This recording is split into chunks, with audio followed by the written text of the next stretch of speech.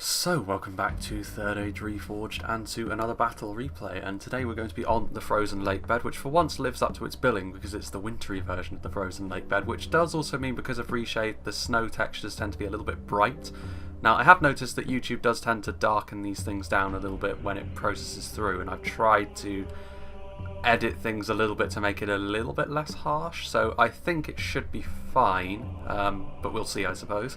It's also worth saying as well, Rules 1 was the player who sent me this battle replay, and the last 3 of the battles that he sent me, when I've gone into it, it said error, this game was played on a different version of the game's data. Now I assume in this case it's going to be fine, because it's on a map that's a known quantity, it's between 2 factions that are known quantities as well. I don't know, I assume that Rules is going to be watching this, because it's his battle, but I don't know what you've done to your game files, but whatever it is, if you could let me know just in case it is something significant, because if this battle doesn't go in the way that you were expecting it to go, that will be why. It's because you've sent me the replay without factoring any of the changes that you may have made to your game files.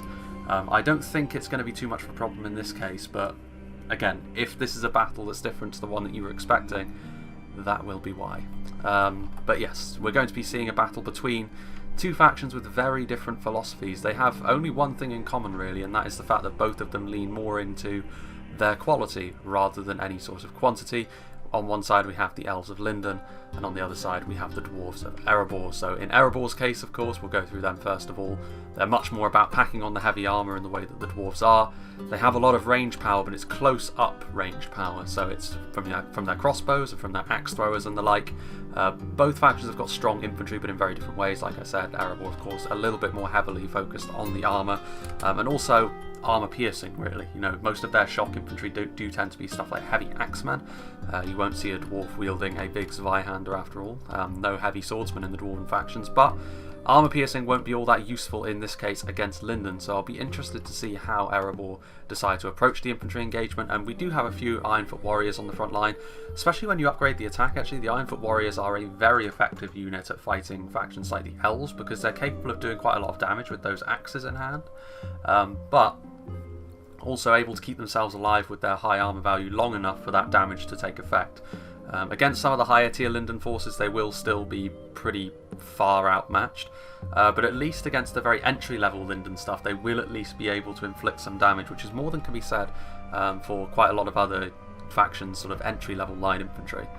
Then there's also the Erebor Legionaries, which of course are basically the higher tier version of that. They've got thicker armour, they've got better stats all around. They will be able to go toe to toe and defeat all of the entry level Lindon forces. It's going to take sort of the higher end stuff like the Noldorin units, or maybe even the heavy swordsmen, the Mithlon swordmasters, to have a big impact on the Erebor Legionaries. But also, even if they do find themselves outmatched, they will stand and fight for quite some time, because they're going to be quite difficult to wear down with their armour and with their stats. This is Steel Unit's army, by the way, the first of the Dwarven players. We also have the Dragon Slayers of Ered Mithrin right here in the middle of the line. They are armour piercing, which won't be all that useful against most of Lindon's stuff. It will actually be useful against the Noldorin units, because not only are they heavily armoured, but also the Dragon Slayers have got better stats than all of them except the Blade Masters. So they're armour piercing, and also, you know, they'll be able to go toe to toe in terms of stats. But against the vast bulk of the Lindon forces, they're just going to be relying on their base stats more so than the armour piercing bonus they get. Which, to be fair, the Dragon Slayers are one of the finest line infantry units in the game, so you know, they will be able to do that. I'm not so sure about this pick, to be honest with you. The Sons of Durin, they do have a very high base damage and a nice charge, but I can't help but feel as though Erebor have got other really sort of high-end elite units that they could have brought instead of the Sons of Durin, because again, the armour piercing is such a big selling point on a unit that wields warhammers like this. And Lindon are really the last faction you want to bring a bunch of armour piercing against, because it just isn't efficient, especially when it comes to spending a lot of money on a unit like the Sons of Durin. But we'll see. Maybe it will be useful against the Noldorin units, but I have my doubts about that. Although, to be fair, it looks as though he's brought all 4 of Erebor's elite infantry units. This is something you can do as the Dwarves, and it is an effective strategy, to be honest. Obviously, the Obsidian Guard with their dual wielding, really high melee defense, the sort of melee defense that really wouldn't look out of place among the Elves. They may not be as damaging as the other elite infantry units, or they don't tend to do their damage as quickly as the other elite units for Erebor, but they will stay alive for a long time. And this will mean that Erebor's front line, at least on this side of the battlefield, will be very, very difficult to finish off. Highborns of Erebor as well, pretty much the most General's Bodyguard-esque of all of the units. Obviously they're tanky, very, very strong, pretty much the equivalent of the They don't have 3 HP like the guards of Khazad-dûm, but you know, it's pretty much the closest thing Erebor have. Obviously Khazad-dûm a little bit more infantry focused than Erebor, even if both factions have got really strong infantry, but all 4 elite units. So Lindon will have to be quite careful at tackling this Erebor front line head on. We'll see how they get on there. Ironfoot axe throwers are a very good choice against Lindon, however. Like I said, really high base damage. They traded in their AP for a higher base damage, which is ideal against Lindon because the AP was never all that useful anyway. Most of Lindon's soldiers are lightly armoured, so that higher base damage will really come into effect, especially against Lindon's pikemen. You know, it's pretty much the ideal unit to be dealing with Lindon's pikes, and obviously with their heavier armour and their shields, it's not even as if the Lindon archers will be able to do a tremendous amount of damage to them as they approach. They might be able to do so to one unit, but that of course means that the rest of the Erebor army is free to advance unopposed. So it'll be interesting to see how Lindon decide to tackle these axe throwers, or whether they can be used effectively. Of course, Lindon's javelins are pretty much their opposite numbers, and it'll be interesting to see how the interplay between those 2 units happens. At the back, we've got some axe guards, so going in again for the shock infantry, probably just for the higher base damage and the fact that they had a bit of money to play with, because again, like I said, the AP is really not a reason to be bringing this unit against Lindon. But high base damage, decent charge, and overall they're a unit of sufficient quality to do some damage, which is probably why they've been brought. Some crossbows on the flank, just looking like the 1 unit of crossbows, looking like quite an aggressive Erebor army, this, to be honest with you. Not a huge amount. There's some ranged units, but they're going to have to get into range. But I suppose Erebor, with their with how their ranged units are set up, you kind of need to be aggressive to a point. You need to move close enough so that your ranged units can start doing their damage, and so that your infantry can get into melee and just sort of occupy all the enemy force and start slowly but surely wearing them down. Ironfoot crossbowmen. We also have some Dwarven miners, of course, which Dwarven miners, again, like, they're a militia tier unit and they're a armor-piercing shock unit of militia. So pretty much the last thing you want against Lindon, but they are also by far the cheapest unit Erebor can bring. So it was probably just a case of, well, I've got enough money to bring an extra unit, I may as well bring them from steel unit. In the middle, we have Creed. Let's see if he's brought anything different. We'll go through the next armies a little bit more quickly. Sons of Durin, Dwarven Miners and Axe Guard on the flank with the Dragon Slayers. So this is definitely sort of the shock wing of his army, as it were. Going to try and go around and smash into the side of Lindon. A lot of it is armor piercing, but mostly they're going to have to rely on their, again, high base attack and their charge bonus if they want to be really effective. Front line of Ironfoot Warriors and Erebor Legionaries again, which again is a pretty good front line for against Lindon, to be honest with you. Like, Lindon overall probably have the slight edge when it comes to a grindy frontline fight, because their infantry is just as efficient as this line infantry anyway, but they also are able to back that up with their pikes, which Lindon will almost always bring. Whereas in this case it looks like Erebor going for a little bit more of an aggressive push on all fronts because they don't have their Ironfoot pikes or halberdiers. Ironfoot axe throwers backing them up, as well as some Ironfoot crossbows, so pretty much identical army compositions, to be honest with you, with some miners. Yeah, all of the elite units once again rearing their ugly heads. Highborns of Erebor and Obsidian Guard. So yeah, pretty much identical compositions there for Erebor. And then finally we have rules over on this side, obviously the player who sent me the battle replay. Miners and Legionaries once again. Sons of Durin. Crossbows at the back, looks like he's gone for 2 units of crossbows. Ironfoot axe throwers, 2 units of them. Axe Guard of Erebor. So it looks as though all of the Erebor players, I can see what they're going to try and do here. They're going to try and go forward, elite infantry, you know, crashing into the Lindon lines, holding them down. Obviously it's very difficult to kill off that amount of Dwarven elites quickly. You can try and surround them and do the business that way, but if you do that, you're going to be exposing yourself to the crossbows and axe throwers, which will already be dealing damage to you. So it's going to be quite a puzzle for Lindon to try and work out here, but they definitely have the tools to do so, especially from their javelins, which I think are going to be key here. Speaking of which, we start off with the first Lindon army commanded by Inarius. A unit like this, the 4 Lindon Marines, is going to be absolutely vital here, because they're going to, you know, the Dwarven, really the weakness to what the Dwarven players are going to be doing here is the fact, because they've gone for such a high amount of quality in their infantry, they have a smaller force, which means if you can start zoning or start really focusing them down with javelins and potentially with archers as well, even if they aren't quite as effective, you can start bleeding their manpower really quite quickly. But again, it's all a matter of if you can do that. Obviously the Dwarves will be doing the same thing to the Lindon armies with their crossbows and axe throwers, so it's going to be who gets the better end of that engagement, to be honest with you, and it'll be interesting to see who does. Harlindon infantry on the front line, it'll be, again, in terms of 1 versus 1, I think they probably beat the Ironfoot Warriors, depending on attack upgrades for both units as well, of course. That does make a pretty big difference, as I said, especially for the Ironfoot Warriors, to be honest with you. If you give the Ironfoot Warriors an attack upgrade, then go toe-to-toe with stuff like Lauren Armed Axeman, which is, again, another reason for me to dislike Erebor, in terms of what they are able to do relative to other factions for a cost. But yeah, Harlingen infantry are, like I've said before, when it comes to just being in melee, a very, very good unit of line infantry, because they've got really high melee defense. They're capable of dishing out a lot of punishment, as you would expect from the elves. Their weakness, of course, as with anything in Lindon, is the fact they have relatively low armor, so they're pretty much entirely reliant on their shields to cover them from range fire. But against Erebor, that's not really a concern, because crossbows and axe throwers would be able to do a lot of damage regardless of that. So it's not as if Lindon's weakness to archers is going to be able to be taken advantage of by Erebor. More for Lindon Marines on this side. A unit that's going to be quite important as well are the Noldorin Guard. Erebor, to be fair, as a whole, have actually brought quite a lot of AP, so the Noldorin Guard may not be as strong as Lindon were hoping in this matchup. I think if you were Lindon, you'd kind of be hoping that Erebor wouldn't go for a lot of AP to get the best out of your Noldorin in a way.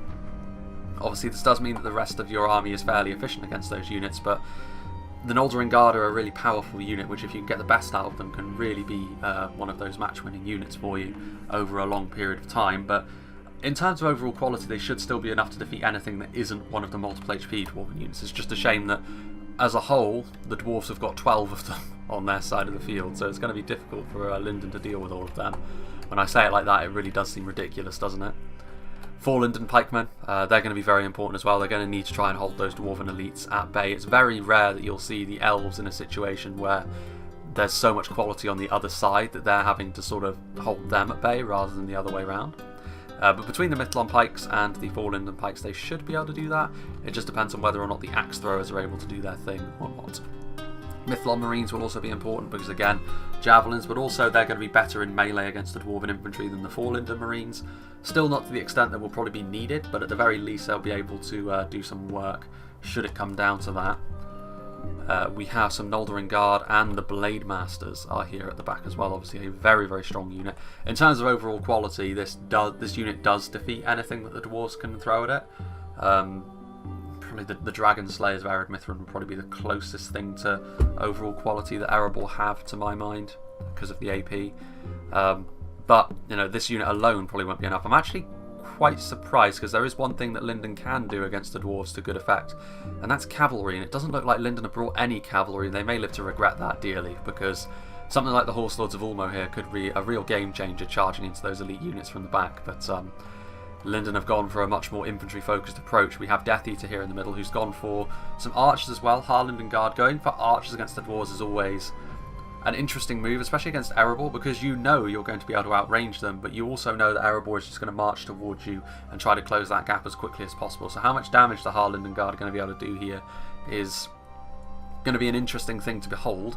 No, they're not terrible in melee, but they're still spears as well, so they're going to have to try and justify their existence with a lot of good kills. If they can get round to the side, maybe, and start shooting into some of the units, taking away their shield value, maybe they can make something happen here. Big line of For Lindon Pikes on the front line as well. I think Mithlon Pikemen at the end as well. No, just For Lindons. But of course, this is going to be very key. Again, they need to try and avoid the axe throwers if they can, but again, easier said than done, because I think Erebor, as long as they go forward and seize the initiative here, they're going to be able to dictate the pace of this battle. For Lindon Marines back here as well. Again, not as good in melee as the Mithlon Marines, which are around here somewhere. I think, yes, indeed, they're in the middle. But the javelins are going to be so key for Lindon here. They're going to need them to do it. They're going to need the javelins to do a lot of the heavy lifting, because they don't have cavalry to do a lot of shock damage, and they're going to need to deal with all those elites somehow. We have some Mithlon Swordmasters, so some heavy swordsmen. They should be pretty good against a lot of the base Dwarven infantry, but unfortunately for them, like I said, there's 12 elites of Dwarves on the other side of the field, and just having a bunch of Mithlon Swordmasters is not going to be sufficient in this case. The quality is such that, they're going to need more. Noldorin Guard, and I think that's just about it. There's Blade Mass on the other side as well, because it is interesting. Like in this case, with that many elites, you'd actually be better off trying to swamp them with numbers, but of course that's not something the elves generally do. It's not something they're going to do here either. And over on this side we have Exfitz, who has got some Harlingen Guard as well. He's got some Harlingen Infantry and For Lindon Pikes, pretty similar army as well. He's got some For Lindon Marines, although he has had the wherewithal to pull back a little bit, try and get a little bit of extra distance, a few more volleys. We'll see if that turns out to be significant. Mithlon Marines, Harlingen Infantry, Noldorin Guard, For Lindon Pikemen, Noldorin Blade Masters and Guards. So again, the Noldorin at the core, the Harlingen and For Lindon units around them. Is that going to be sufficient to stop the Dwarven advance? We shall see. Yeah, hidden units for Lindon. They could have some 4 Lindon scouts, I suppose, but I kind of doubt it, to be honest with you. Like, few people are going to bring a unit like that when they feel as though they could be going up against the Dwarven Goat units. The unit that I'd be most interested to see pop up would probably be the Wardens of Elos Tyrion. Like, Rangers could also be something which turn this battle around. They can do a lot of damage very quickly, but they need to be in the right position. So it'll be interesting to see if that comes to pass. But without further ado, let's begin. I would give the advantage to Erebor in this situation. I think the quality they have on the front line is such, and it's surrounded by enough Ironfoot and Erebor Legionary units that I think that they should be just fine when it comes to an up-close and personal fight. And the problem that Lindon have, the one thing they could try and do is sort of saturate the line with pikes, make it more difficult, but the dwarves have the mass and they have the range support in the crossbows and the axe throwers to be able to deal with the pikemen. And as soon as you take away that phalanx, it's going to be, it is going to be difficult, to say the least. You can see already Rules is going to get stuck in here as Inarius is going to try and pull back a little bit, stretching out his army a little bit, going to try and maybe surround the Dwarven advance, which is probably the best he's going to be able to do. But again, like I said, like these units, 12 bodyguard tier units they're going to have to deal with.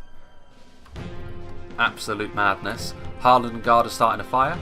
What they fire at will be fairly key, but most of the initial units will be heavily armoured, heavily shielded. If they do try and fire at the multiple HP units, I kind of doubt they're going to be able to do much of anything. Harlan Guard firing at Steel unit as he advances in. Erebor's plan here is going to be very, very simple. 4 Lindon Marines are going to get round to the side. Harlan Guard still firing away. I mean, they're flying a little close to the sun here. They're going to be able to get a few kills, but again, they're firing right into the front of this heavily armoured and shielded Dwarven infantry force. They're trying to go after the Erebor Legionaries, but yeah, what have we here? I think there's actually time to go down to half speed already. This is quite a short and sweet battle again, because my schedule dictates that this is the sort of thing that's needed. Charging into melee, we have the Harlan infantry. Ironfoot Warriors backed up by Obsidian Guard, however. If it were just the Ironfoot Warriors, the Harlan infantry would probably be feeling okay about this fight, but when units like the Obsidian Guard are involved, it's a completely different proposition. Also over here, the Javelins were going to try and get round the back, but they were immediately intercepted by the Miners, so the Miners are just here to stop them from firing. Noldorin Guard will mean that these Miners die off very, very quickly, so it'll be interesting to see how Erebor go about trying to stop this. Axe Guard of Erebor coming across as well. Again, good positioning from Rules here, because this of course means that the Axe Guard of Erebor are going to be able to deploy their AP against both Noldorin units. It's still not an ideal fight for them, because the Noldorin are a unit of such quality that they can probably defeat the Axe Guard, but this is the best place for the Axe Guard, because it means their AP is at least being useful. The Pikes are on the front line. You can see over here the Mithlon Marines are immediately being targeted down by the Ironfoot crossbows. The Axe Throwers are here. I'm actually a little bit surprised the Axe Throwers didn't get more of a bite into the Pike phalanx of Lindon, because so far it doesn't look as though they've taken any damage at all. The Axe Throwers might be a little bit close to their own lines, to be honest with you. 4 Lindon Marines coming across to try and help out against this very aggressive push from Erebor, which is happening all over the field, to be fair. Highborns of Erebor moving in. A bit of disarray, I think, is setting, because I think Death Eater has moved across a few of his units to maybe try and help Inarius from the side a little bit, but if he does that, he's going to leave himself undermanned against the advance that he has to face down against Creed. Highborns of Erebor leading the way as the vanguard, going to immediately be backed up as well by some Miners. You can see over here Mithlon Marines as well. You can see the Pike phalanxes here on the front line. Ironfoot Axe Throwers throwing their payload in, one at a time so far, but yeah, definitely like 4 Lindon Pikes, you'll scarcely find a better target for Ironfoot Axe Throwers, to be honest with you, but the Dwarves have blobbed up a little bit, and those Javelins getting some pretty good volleys there right into the heart of this blob, which is not ideal for them.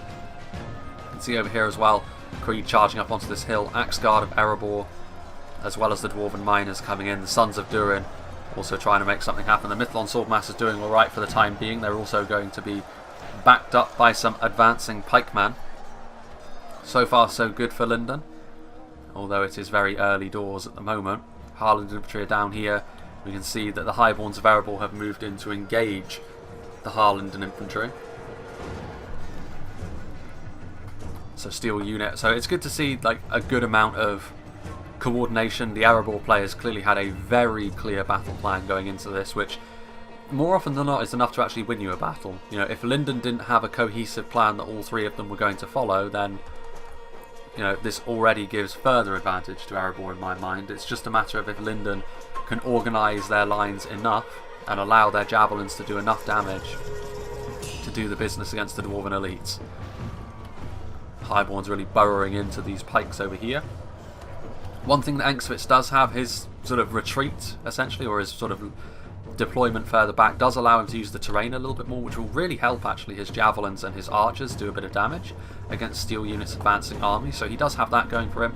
It's also kind of the case over here in the middle between Death Eater and Creed, although to be fair, well, there goes. That, I believe, is Inarius' general. We'll head over there in a moment.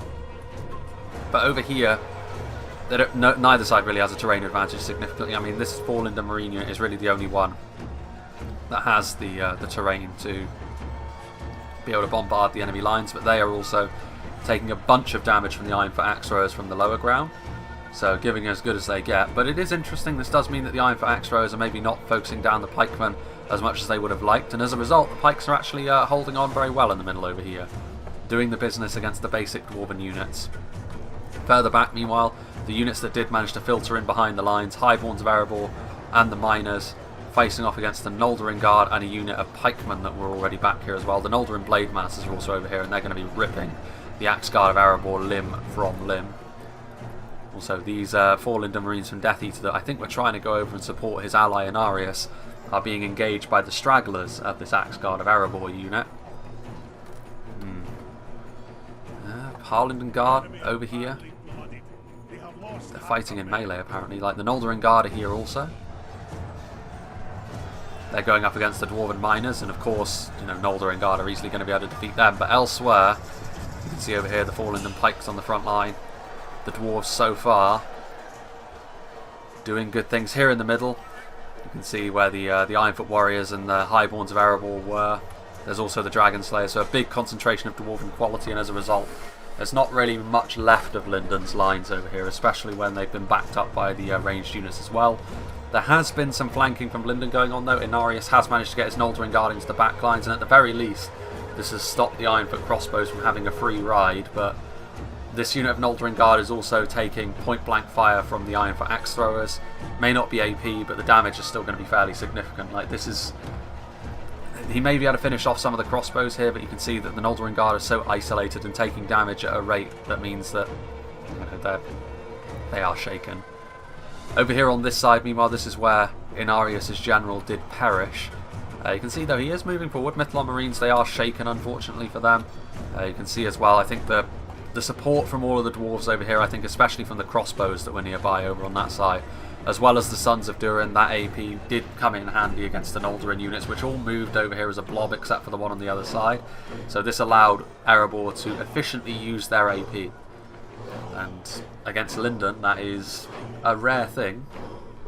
But yeah, even the Noldorin Blade Masters are routing off here. The loss of the General, too much. Yeah, and Inarius' army unable to deal with the brute strength of Erebor on this occasion, which shouldn't be too surprising. I feel as though Inarius' composition was inadequately chosen for the situation against Erebor, to be honest with you. I feel as though cavalry is needed. Yes, there are crossbows. Yes, Erebor can bring spears and pikes and all sorts, but as Lindon, you can't really argue with javelin cavalry and the Horse Lords of Ulmo against Erebor. I feel as though they're a must-bring, to be honest with you, because Erebor can do this. They can bring 4 bodyguard tier units if they so desire, which, in terms of quality, it paints you into a corner. Even as a faction like Lindon, who are not hurting for quality themselves, if you allow Erebor to do this without any genuine way of taking them down, you're in trouble. And admittedly, I do feel as though this is too much from Erebor. Like, Erebor is a faction which I believe desperately needs changing. Like, you can argue with... you're not going to be able to convince me, I'm afraid. Between the ability to bring 5 multiple HP units, including the Blacklock Engineers, and their abilities at medium range with their crossbows, Erebor are just a faction I do not like in terms of how they play. I wouldn't say they're overpowered, but they are skirting the lines very, very closely, in my opinion. Because Khazad-dûm are able to do this as well, but Khazad-dûm do not have access to the close-range support units that Erebor do. The Blacklock Engineers in particular, but the Ironfoot crossbows and axe throwers as well are such a significant unit. Khazad-dûm can't do that. Their infantry may be stronger by a little bit, But Erebor's support is so much more effective in a real battle situation. And I've seen it time and time again, and I feel as though it's not a surprise that Erebor are more popular in this patch. People will always gravitate towards the stronger factions, and that's just a fact of life. There's a reason why we see so much more of Lothlorien in 0.97. It's because they're significantly stronger than they were. And with their ranged powers, they're able to, you know, do a number on pretty much all the other Elven factions. That's just the way of things. People want to win games, and they will pick the best factions to do that. And Erebor, in my opinion, are one of the stronger factions in the patch, and the way that they play is just not appealing to me. Having said that, Lindon are still putting up a fight over on this side. This battle isn't over yet, but with Inarius' army crumbling, it is going to be a long way back into this battle for Lindon, I think. Going back up to 1 speed. Mithlon Marines getting into melee. I think, to be fair, Engsvitz has done a very good job against Steel Unit because he's been able to get onto a good bit of terrain, and he has been able to make that work a little bit more for him. Having said that, he's still having to mulch his way through a lot of elite units. But between his archers and his javelins, he has been able to do a decent amount of damage. It just remains to be seen whether he actually has enough left to see himself over the line. Over here, it's kind of a similar situation. Engsvitz has sent over some support to try and help out Death Eater in stopping Creed's advance up onto the high ground, and it's kind of working. They have a sort of surround, although this isn't like, there's only a few men stopping the dwarves from getting in, and there are reinforcements over here in the shape of the Ironfoots. There goes one of the dwarven generals, and that is Creed's, I think. He's right over here. So Creed's army that went over here is in a bit of trouble, but of course this is all viewed through the lens of Rules' army heading over here and wrapping up the line. There goes Steel Unit's general as well. So both of his allies' generals here, Rules, have been dealt with. The Noldorin Blademasters have done really well for themselves here. Certainly fared far better than Inarius' variant on that unit on the other side. Mithlon Marines trying to do their best. Noldorin Guard. To be fair, this over here was a bit more of a token force from Creed. He sent more of his quality over to here. And also Creed, I think, to be fair, also didn't do as good a job as Rules did in using his supporting units to whittle down the Lindon Pikemen. And as a result, the Lindon Pikes were actually able to hold the Erebor advance at bay. But over here, Creed's army is still doing well. They still fancy their chances over here, to be fair. Obsidian Guard also doing their thing, so Steel Unit sending across yet more elite units. And the problem is, even if the two Lindon armies over here are victorious, they will be on their knees by the time that happens, and Rules has still got sufficient units to be able to come over here and, I think, clean them up. Let's see here, Noldorin Blademasters doing a good job.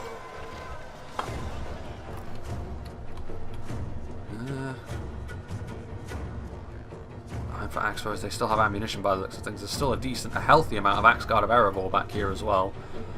More Erebor Legionaries, 81 of them on their way over. Highborns, even though there's only 14 of them, when you have a unit of that quality coming in, you know it's going to be a problem. 34 Obsidian Guard going up against 27 Noldorin Guard, so the dwarves are going to be able to win that with their very interesting looking axes. Meanwhile, Lindon sort of trying to mount a defence over here. Death Eater trying to scramble into position to stop the advance of Rules as the Highborns of Erebor come forward. They're pointing the wrong way as well, and they are going to be caught, I think. The last thing they need are these pikemen being ripped apart. They're going to need them if they want to still stand a chance here. What have we got here? 4 Lindon pikemen. Mithlon Marines. There's still Noldorin Blademasters as well, but the crossbows, I did see them firing just a second ago. Rules' army is still kind of lagging behind a little bit, to be fair. Still a little bit too far away for my liking. Inarius was defeated some time ago, and he's still dragging his heels on the other side of the battlefield a little bit. Again, like I said, I did get the error. This battle was played on a different version of the game data, so it is entirely possible that there are some differences here. And I'd be very interested to see what Rules has done to change his game files, to be honest, but we'll see. Noldorin Blademasters over here in melee, getting in here against the Sons of Durin, Erebor Legionaries. As you know, Sons of Durin, those are the Dragon Slayers and the Obsidian Guard. There are also some Axe Guard of Erebor in that. No, those are just Sons of Durin. So very elite units over here. And even the Noldorin Blade Masters can't take on all of these Dwarven elites all at once. Steel unit. Engsvitz has retreated, so yeah, Engsvitz ultimately has also ended up losing. In spite of the fact that he was able to use terrain well, Erebor still blew through. Again, composition wasn't ideally picked, to be brutally honest. Javelins, yes. Pikemen and basic infantry, yes. Cavalry needed.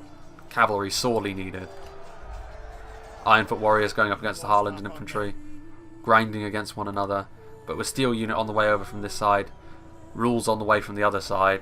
Death Eater probably fared the best, to be honest, of all of his team. I think he did a particularly good job against Creed over on the other side of their little engagement, but ultimately I don't think it's going to matter too much. Rules, the only unit that he's managed to get over here so far has been a unit of Highborns, but even so, just there's no way that Death Eater is going to be able to salvage this situation, unfortunately for them. The rest of Rules' army on the way across now. So yeah, this is going to be a significant victory, to be fair, in favour of Erebor. Sons of Durin also swinging those warhammers around wildly. The Noldorin Blade Masters broken and fighting to the death. It's interesting to me that the Noldorin Blade Masters are not locked morale. Very interesting. There goes the final Lindon General. Or is it the final Lindon General? Well, that was him pulling through there. I swear we've only seen 2 of the Lindon Generals fall. Well, regardless, let's see here. Erebor Legionary is going to cut off the 4 Lindon units from retreating, pad their kill counts a little bit. Obsidian Guard's still alive. What have we got going on over here? These Harlingen Guardsmen, pretty much the only thing left. They're going to charge in, spears down. A desperate last charge to try and salvage some kills, but I don't think that's going to achieve too much. Spearmen don't tend to have very good charge bonuses. 4 Lindon Marines, I think this may be one of the last units here. So yeah, the Lindon Javelins, like the Lindon Javelins in the middle and over on the side with Steel Unit and Engsvitz were able to do some damage. But in the end, over there as well, like the thing about setting up on the hill, maybe that I didn't consider, was the fact that the crossbows would then have a clear shot into the Lindon forces that were on the higher ground. So as much as it may have worked in their favour for their javelins, and also just in the melee fight, it would have given them more of an edge, it also exposed them even more to the Erebor support unit, which are one of the 2 things that make Erebor my least favourite faction in the game. Again, most people reserve this hatred for Angmar. For me, Erebor are far worse culprits in this way. It's such an easy army to build as well. It does have its weaknesses, but it's one of those things where I wouldn't call it overpowered, but it is damn close. It is skirting the line. And the problem I have with it as well is that there's not a lot of input from the player in order to make this work. You just charge forward with your elite units, let them do their thing. And you don't even need to be all that clever with your crossbows or axe throwers. Put them reasonably near the engagement, make sure that you're not having to arc your shots too much with the crossbows. Put them on fire at will. Target individual units if you can, but for the most part, anything they do damage to will be significant enough to give your really elite units in melee the advantage they need. And that's it. You don't even need an awful lot of movement. Cavalry is the thing that makes you move around a little bit more, but all you really need for that, if we're being honest, is a couple of units of Ironfoot spears. Let your crossbows do damage as the cavalry charge forwards, and then sort of try and zone them out with your Ironfoot spears.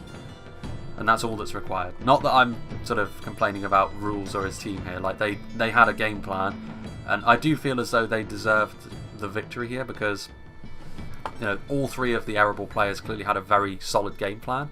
I feel as though the Lindon game plan wasn't all that well defined. Like, their game plan was, we'll pick a balanced army and see how things progress.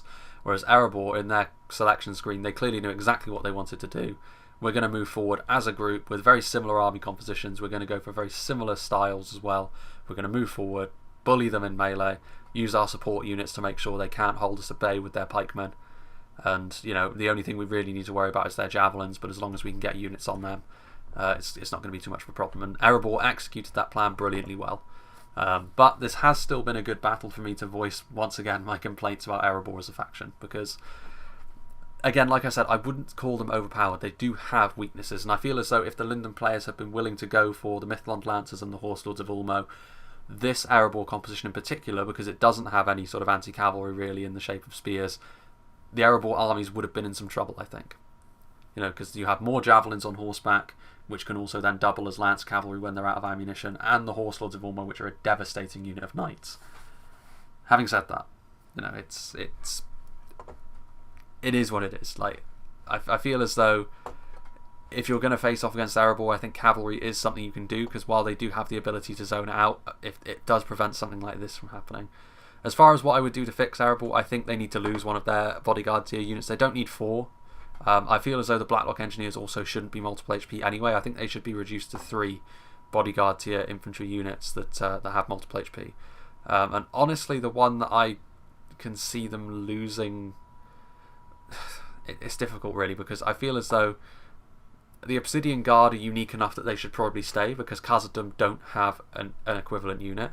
The Sons of Durin are a shock unit, so they should probably stay, which obviously then leaves you with, what do you get rid of between the Highborns and the Dragon Slayers? I feel as though it would be a shame to lose either one of them.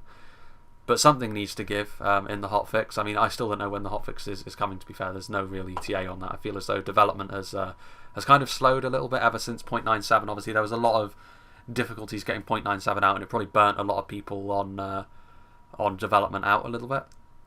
And also the arrival of Silmarillion has also taken some of the developments off Reforged and gone over to Silmarillion, which is fine. But it does also mean that Reforged development is quite slow at the moment, at least from what I can tell. So yeah, like that's the thing. Like the broken siege maps and also the faction rebalancing like this is definitely something. But you know, like I said, Erebor. Like most people hate Angmar. For me, it's Erebor, because at least with Angmar, you know, their infantry power is not all-encompassing. Like Angmar's infantry power is, their units are quite difficult to kill, but the vast majority of their units, like the Guardians of Khan Doom, the Witcher Realm Pikemen, they're not especially damaging. Like, they're difficult to get rid of. Barrow Wights as well are pretty much the ultimate expression of that, like a real melee sponge. But they don't, you know, they don't have a lot of power in melee in terms of damage dealing other than their bodyguard units, of which they have 2. Erebor have 4 of them. And also just more damage dealing across their line in general, whilst still being very tough to kill. And also the Witchers, like most people don't like the Witchers, but the Witchers are so difficult to use properly. Like on a battlefield like this, the Witchers, you couldn't use them because they'd be focused down immediately. Like yes, at their very best, the Witchers are devastating, especially in a siege. But you so rarely see them used well. Like even if, like in a battle like the Moria battle we saw previously, they got a hit into the centre mass of the guards of Khazad-dûm, and that still wasn't good enough to give the defenders a significant victory. Or a significant edge over on that side. Angmar still ended up losing. Whereas with Erebor, like the Blacklock Engineers and their crossbows are so easy to use. So easy. And, you know, to be honest with you, like the Blacklock Engineers, in terms of overall kills, probably capable of more. More kills in terms of sheer numbers. Yes, not as quickly, but you don't need to be quick in a siege. And on an open field, they're more useful because more armour, more shields. They don't have as much HP, of course, but they've got more unit models. For me, like, it's no contest between the two. Like, Angmar are still an easy faction to play. Like, they still have a very set style to them, I think. And certainly of all the Orc factions, I think they're the most simple. And certainly with the most margin for error, because they do have higher quality in their rushes overall than the other Orcs, which means they're less likely to fall apart. Like, you know, the Misty Mountains, if you go forward with a bunch of heavy goblins and don't support them enough, they rout almost immediately. But for me, like, Erebor, they're such a brain-dead faction to play. Like, they're so easy. And it does, you know, it's one of those things that I think needs to be changed. Not to say that anyone who likes playing as Erebor, or even the players on the game today, are brain-dead by any means. Like, they played well, but it's just an observation about the faction in general. Like, it needs to change, in my opinion, and it's not something which I feel as though is game-breaking, like I said, but I do feel as though the point needs to be made. Like, this, I think, I've been saying since 0.97 released about Erebor and crossbows, to be honest with you. This is less about crossbows and more about something in general, but this I think is a very good example, because these were not bad Lindon armies on this occasion. I feel as though the compositions weren't brilliant, but they should have been able to put up a better fight than that. Like, Inarius was blown apart by Rules, and I feel as though, you know, Rules, all he really needed to do was send his infantry front and centre, put his crossbows and axebows just in behind, and then sort of shift his men around in a minor fashion depending on what happened. You know, Lindon never stood a chance over here, to be brutally honest. Over on the other sides, it was a little bit different. I feel as though the terrain helped out. I feel as though